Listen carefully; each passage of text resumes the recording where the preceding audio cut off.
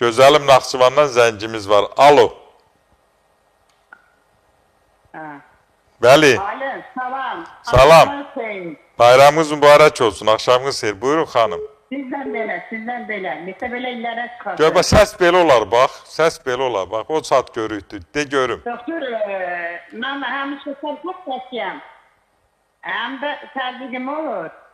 Sizdən bir xahiş edirəm. Ayaqlarım çox şişir, barmaqlarımız uçuyur. Bəli. Onu nə edə bilərək? Şəkərin var? Şəkərim də var. Şəkərim çox deyil də eləm. 200 olur, 300 olur belə. Laf haccadır, laf haccadır. 300 şəkər hə nədir ki? Ay xanım, 300, 200 də şəkərdir, 300 də şəkərdir, ay xanım. Gözəl bacım, onu qaydasına sal, qoy. Çünki şəkər yuxarı olanda bədəndə nə qədər damar var, hamısını məhv edir.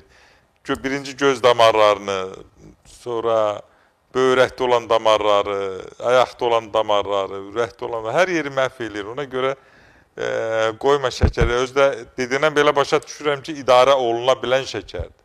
Elə ayaqda da problemlər o dediyim kimi şəkərin nəticəsində yaranır. Şişkinlik də şəkərdən əlavə qan təzyiqi varsa, təbii orada ürəyin böyüməsi var. Ürək böyüyürsə, get-gedə onun sistolik gücü azalır, yəni vurulma gücü azalır. Vurma gücü azalanda nə olur? Çəkmə gücü də azalır.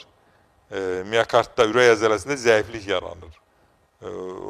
Və son nəticədə nə olur? O durğunluq yaranır və hər iki ayaqda əvvəl qeyd elədiyim kimi ürək çatmamazlığı, ürək damar çatmamazlığı nəticəsində şişkinlik yaranır.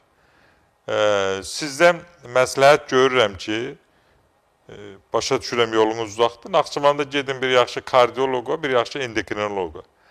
Onu müalicə elədin və nə də çətinliyiniz olsa, mən bu telefon nömrələr, gördüyünüz nömrələr mənim telefon nömrələrimdir.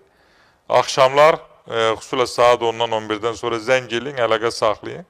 Rahat şəkildə danışaq və mən də öz məsləhətlərimi verim. Bakı yolunuz düşəsi olsa, indi gələn xəstələrimiz kimi gələcəksiniz, diaqnozunuzu dəqiqləşdirib, təbii sularla sizi müalicə eləyəcəm Allahın köməyi ilə. Çox sağ olun, sualınıza görə minnətdarım.